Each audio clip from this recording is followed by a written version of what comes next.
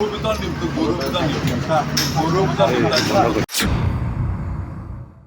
আমগুৰি থানাৰ ওচি ৰাতি এই 10টা 10:30 বজাত আহি মোক ঘৰত আহি মোৰ ছোৱালীজনীক আৰু মোক হাত দিছেহি।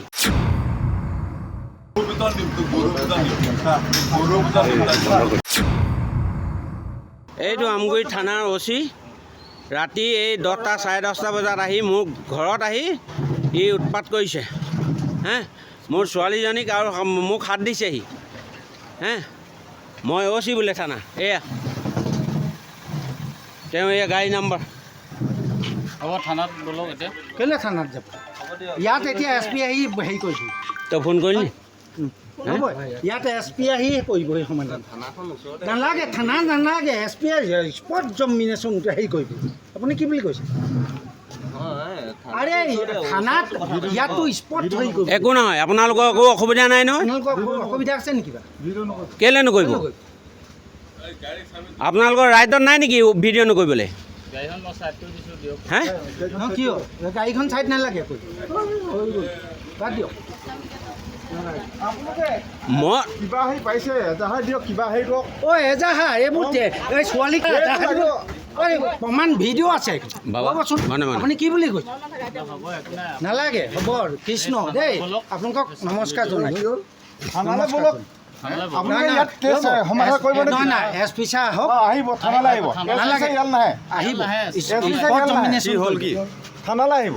ওচি দাদাগিৰি কৰিছেহি ইয়াত আহি মই ঘৰলৈ আহিছোঁ মই নাটকৰ পৰা ঘৰলৈ আহিছোঁ মোৰ ছোৱালীজনী ৰাতি সি মোক ধৰি লৈ পেলাই নি মানে অপমান কৰিছে ছোৱালীজনীক মাৰিবলৈ লৈছে আৰে আপোনাৰ ছোৱালী তেনেকৈ কৰে এই সৰু ছোৱালী মদ খাই মাতাল হৈ আছে এইটো এছ পি আহক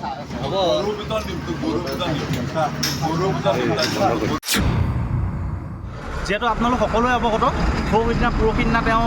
যিজন আমাৰ আৰক্ষী বিষয়া আছে ভাৰতৰ আৰক্ষী বিষয়া আছে তেওঁ সুৰাৰ ৰাগীত মাতাল হৈ নিশা 3-4টা ল'ৰাক তাত ৰখি থকা ল'ৰাক এনেই বিনা কাৰণত তেওঁ মাৰধৰ কৰে মাৰধৰ কৰাৰ পিছত এগৰাকী যিহেতু আমাৰ ইয়াত নাটকৰ আমাৰ কৰ্মশালা চলি আছে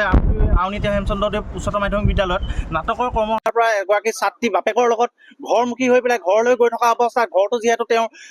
আমগুৰি চাৰিআলিৰ কাষতে ঘৰ সেই কাষতে গৈ থাকোঁতে তেওঁক বাপেকৰ লগত গৈ থাকোঁতে তেওঁক দুৰ্ব্যৱহাৰ কৰে বাপেককো দুৰ্ব্যৱহাৰ কৰে ছোৱালীজনীক দুৰ্ব্যৱহাৰ কৰে ছোৱালীজনীক শাৰীৰিকভাৱে অপদস্থ কৰে বাপেকক ধৰি তেওঁ চেপা দিয়ে প্ৰাণে মৰা ভাবুকি দিয়ে এই ক্ষেত্ৰত আমি আমগুৰি আঞ্চলিক ছাত্ৰ সন্থাই তীব্ৰ ভাষাৰে গৰিহণা যোগাইছোঁ অতি সোনকালে আমগুৰি এই ভাৰপ্ৰাপ্ত আৰক্ষী বিষয়াগৰাকীৰ ওপৰত চৰকাৰে অতি শীঘ্ৰে